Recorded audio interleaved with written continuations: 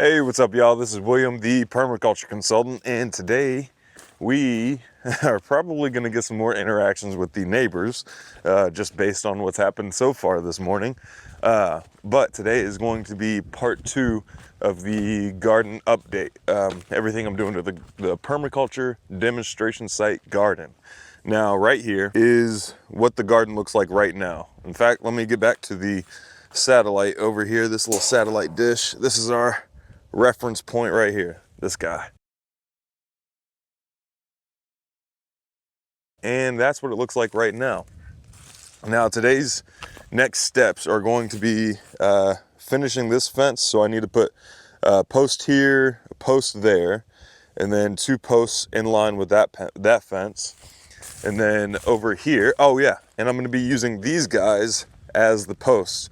I've got a couple more posts way over there. Maybe you can see them right there. I got more posts over there, but I'm going to use these guys, and they're going to be over here as well. There's going to be a post about right here in line with that fence, and then another post, and then I'm going to need a post here and another post here. Now, before I can use these guys as posts, I'm gonna have to do some processing on them first. I need to get the bark off, most importantly. So that's what I'm about to do. Now, these guys have been sitting here for a couple of weeks now, so I'm hoping it's a little bit easier to scrape the bark off, because these rails right here that I scraped and then split, well, I don't even know if you guys can see those. Those rails right over there, I scraped those and split these guys, but the scraping part took forever, and I got about 5 usable pieces. That one sticking up right here is pretty skinny, pretty small, so I probably won't be able to use that for much. But these guys right here, I've been sitting here for a while, so I'm going to see how easy it is to scrape. If it's not, then I have a backup plan. All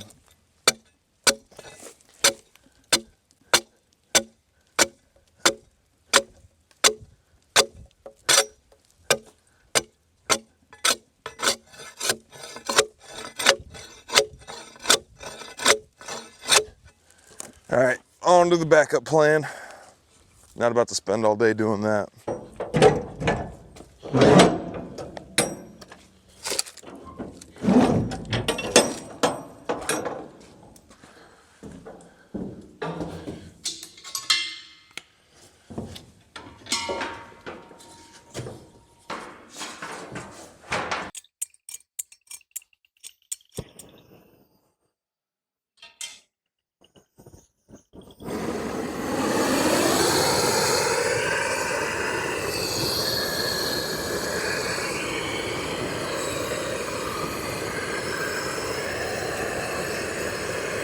Alrighty, let's see if that has made it easier to scrape any of this off. Oh yeah. Look at that. That's just like, oh yeah. Okay, I'm gonna make this a little more efficient.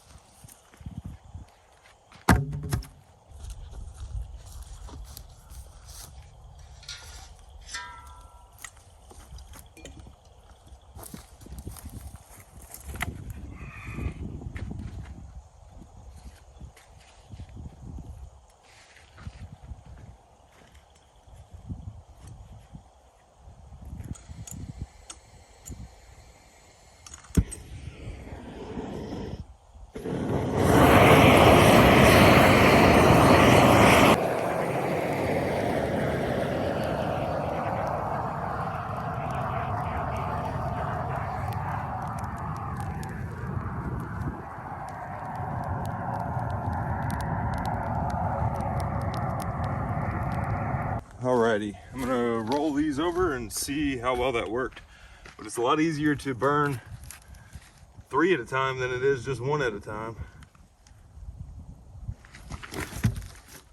say they work to an extent.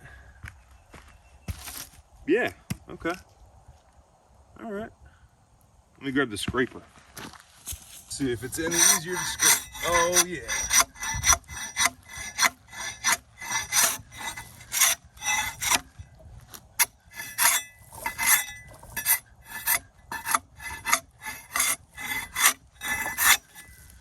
Yeah, the trick is to get in between the bark or the wood and the bark, like right in that cambium layer, and to ride that gap.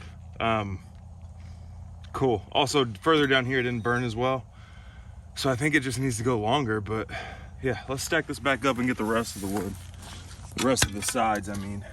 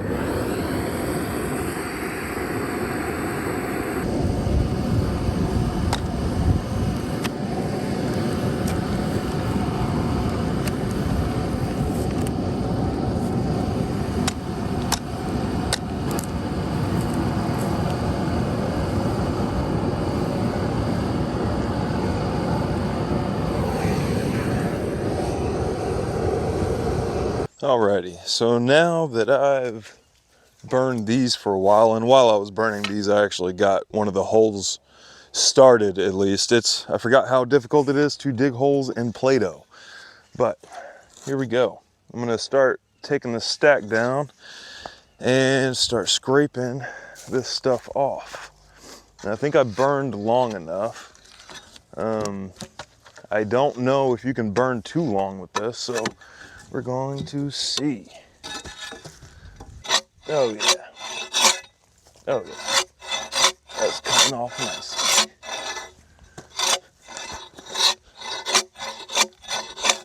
If anybody knows if there's any downsides to doing this, please let me know. I don't think, yeah. I want to see how well this works here on the garden. And then if it does work well, and if it does last, then that's what I want to use over there on the front gate. I think it could look pretty cool. If I do it correctly. I remember one time when I was little, we took a trip to see some Civil War battlefields, and we were at the Gettysburg the Gettysburg battlefield, obviously, up in Pennsylvania. And that was the first time I saw, it wasn't quite split rail fencing, but they were using what seemed to be like caltrops out of split rails and using those as fencing. There was also this one zigzag pattern that I thought was pretty decorative and cool, and I might use it up at the front of the property because I do need to make this look not just functional, but also pretty. And anybody who knows me knows how difficult that part is going to be for me. Oh my goodness, look at that. That just popped right off. Holy crap.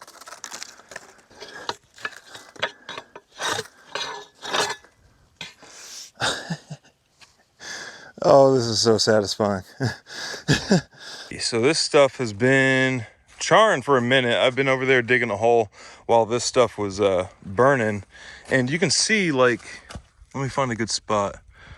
Well, like right here, you can see that the bark is starting to lift up, which is making it a whole lot easier. Like this right here, could probably just get knocked off. Well, that's just ash, so that's not a good example. But yeah, this works. This is a technique that works. And it's drying out the posts a little bit at the same time. Like you can see, if the shadow's not there, you can see the bubbles at the bottom of that log. A lot of this moisture is being pushed out of the wood. Now, it probably is drying too fast for certain applications, but for fence posts, I think we're gonna be good. So that's 1, 2, 3, 4. Let's go on down over here.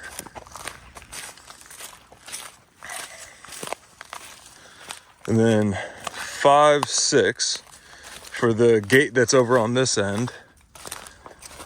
7, there's already a hole for that, so that's helpful. And then this guy is staying because it's solid and it's in concrete.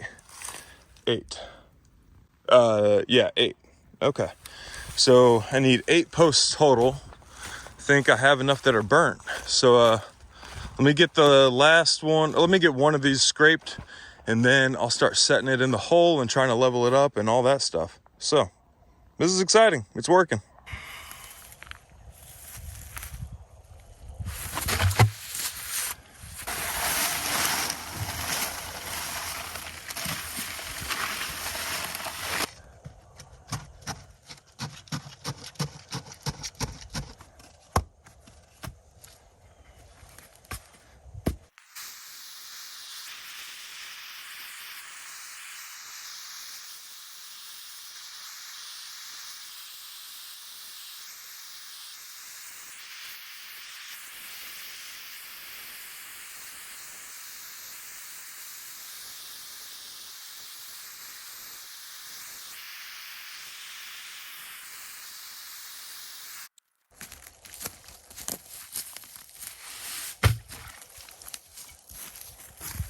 Alrighty, I got the second one squared away. This one's a little bit long, so after it's posted in the ground, then I'll go ahead and cut it to length, basically. Also, a little heads up, if you're doing this, let the log cool down before you start grabbing it.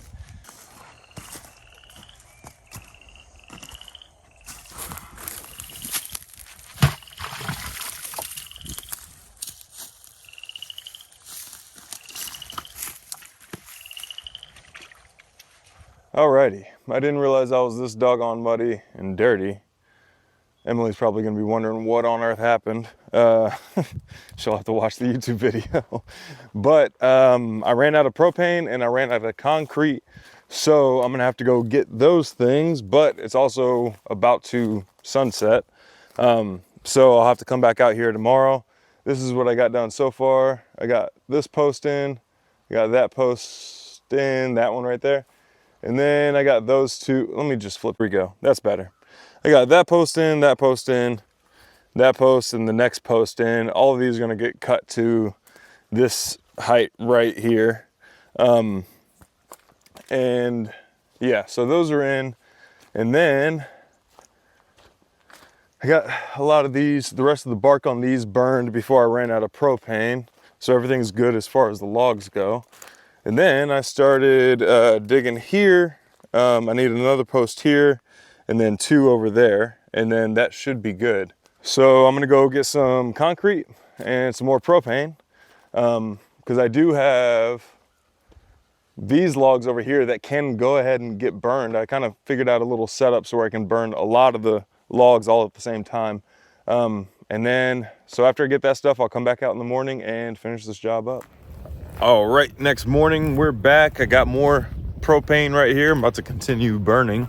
Also got more bags of concrete. Now what's left to do is to get these 2 posts in the ground. That one I dug yesterday before I left and it filled with water. So we're gonna figure that out. And then this one I still need to dig. And then I have 2 over by that wooden 4x4 that I need to get in as well. After they're in, then I'll reburn them, make sure they're fully charred. And what else? Oh yeah, and then I'm gonna cut them to height. This part of the video is actually more for me than it is for you guys. I need to remind myself what needs to be done. But yeah, I'm gonna get to burning. And then while these are burning, I'm gonna continue digging. And then once the holes are dug and the logs are burned, then I'll put them in the ground, get them set, and then get some fence stretched, and this part of the project will be done.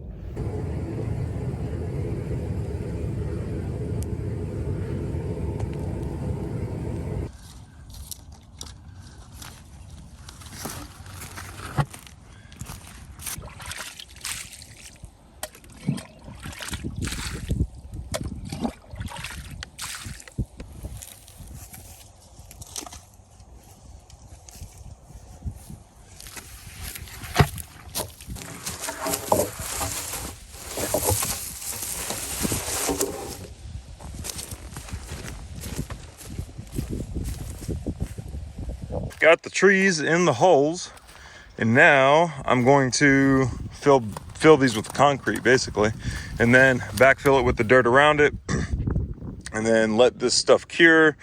Depending on how stiff it is and stuff like that, I may or may not stretch the fence. I'm not sure yet. We'll play that by ear. But I've been thinking about this garden area, what I'm gonna do with it, and I have come up with a decision. I'm definitely gonna be using the tiller, but we'll talk about that before I end the video.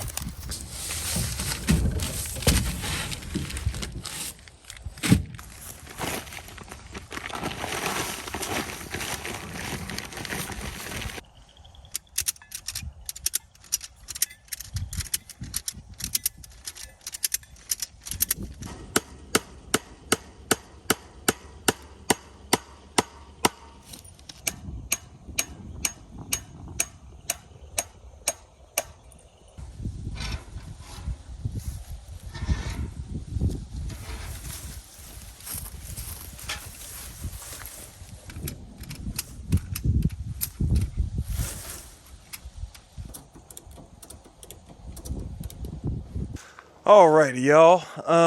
Finally got all the posts in the ground. As you can see here, got 1, 2, 3, 4 right there. I haven't cut them down yet to height because I was looking at it and I kind of like the height. I mean, it's nothing to just cut it down, so I can always do that if I want to. But I kind of like the how they're like kind of irregular in height, and they look like the trees just so happen to get cut and trimmed right there. I don't know. I'm not really good at designing things, so, well, designing aesthetically pleasing things. For function, I definitely got that in the hand. But, yeah, got all the posts in the ground. All of them are concreted in.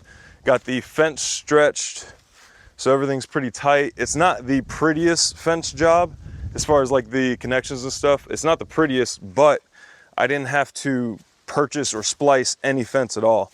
Like right here, this is probably the worst looking part, but if I trim this off, like just this edge right here, then it won't be too bad. Yeah, so all that's done. The next step, I'm gonna wait before I hang any gates or anything like that. Right now they're just gonna be kind of in the way with everything I'm having to bring in and out of the garden. So the next step is going to be redoing these beds over here. As you can see, they are oriented north and south right now, north being on this side, south, obviously you can tell right now it's like 1 o'clock, and that's where the sun is right there. That's the south side over there. The new beds are basically gonna have to be almost perpendicular to what they are right now, because I'm gonna do these on contour. I want these beds to trap. I want them to do a couple of different things. I want them to wick water when they're wet enough, and I want them to absorb water when they're super dry. And the best way to do that is by putting them on contour. So contour runs generally east and west for the most part. Like the length side will be east and west. But right now I have 1, 2, 3, 4, 5, 6, 12 beds so far. 6 on this side, 6 on this side.